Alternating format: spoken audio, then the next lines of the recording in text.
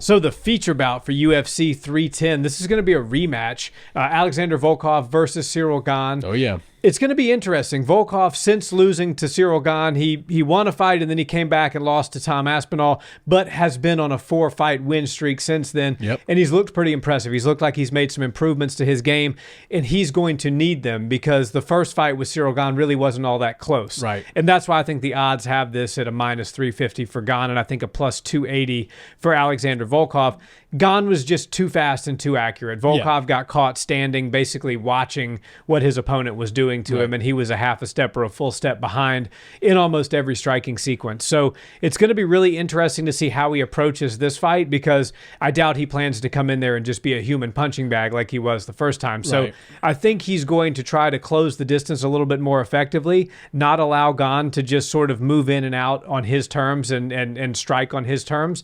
Gane is the faster fighter. Yes. And so Volkov is going to have to kind of get creative with how he is able to get his hands on Ciryl Gane, start to wear him out, start to use the clinch. You know, Volkov is very tall. Yep. He's very strong. He needs to make this a dirty fight that happens at close range, whereas Gane's probably going to try to rinse and repeat. Why? If it ain't broke, don't fix it. Right. He did a great job picking apart Volkov the first time. He's going to look to do that again. So I think in some ways it's beneficial for Volkov because he saw what happened to him and knows that he needed to change some things and then come back a different fighter. I think he kind of knows what Gane is going to bring to the table. I don't know that Gane really knows what Volkov is going to bring into this fight. Yeah, I agree with you. And I think this is a really fun fight. And when you have a rematch like this, a lot of times you might just assume it'll be a similar fight to the last time. But I think this one could be a little bit different because Volkov's an intelligent guy. Now he's really finding his groove. So I think he's made some good adjustments to his fighting style. You know, when you're a 6'7", 6'8" guy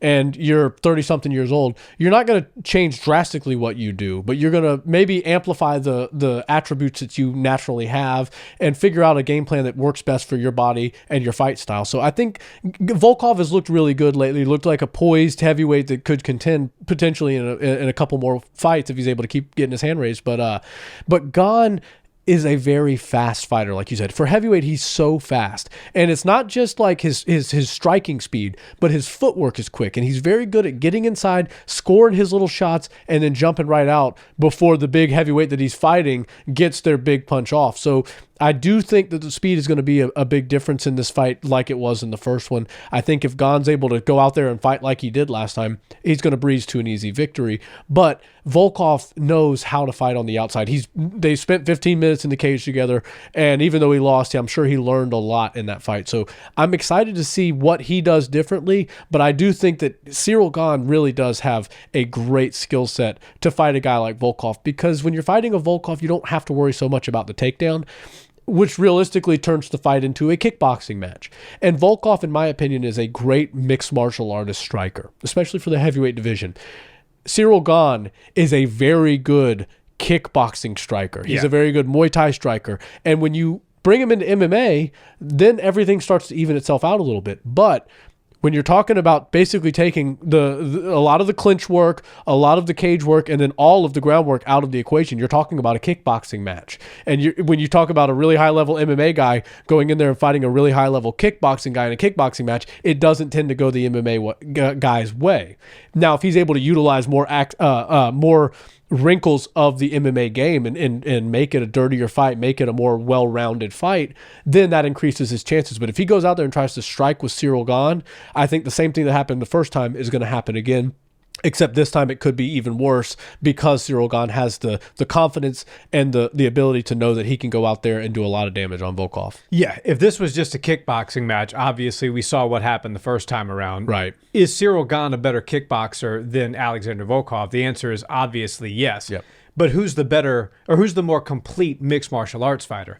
I would make a real argument that Alexander Volkov is. 100%. If you look at what happened when John Jones was able to get in on Ciryl Gane and take him down, it was like almost as easy for John to submit Ciryl Gane as it would be for him to submit a local heavyweight that's on his third or fourth fight, making his way up the circuit. Volkov, I mean, obviously we can't compare because Volkov has never fought John Jones, but I think that his game is a little bit more complete than Cyryl's. Yep. And the last time when he lost to Gane, he allowed the fight to happen in the one dimension where Ciryl had a massive advantage. Yeah. I don't think he's going to make that mistake again. I think he's going to look to make this fight ugly. Yep. I think he's going to try everything he can to prevent Ciryl from getting the range that he wants and finding that staying rhythm there. Yeah, in and out, because he's not as fast as Gane.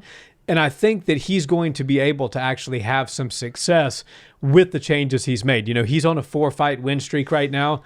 Ciryl Gane, he fully lost to John Jones, and he came back and he beat Sergey Spivak. But then he's talking about being in movies and acting and stuff like that. And when you've got a guy who's got his nose to the grindstone and is on a 4-fight win streak, and another guy who's a little bit less active these days and talking about other things and talking about Hollywood, you know, and also that guy that you beat before has the blueprint of exactly what you did to beat him, right? And then saw exactly where your flaws are against John Jones, right? I think we're going to see a different Alexander Volkov.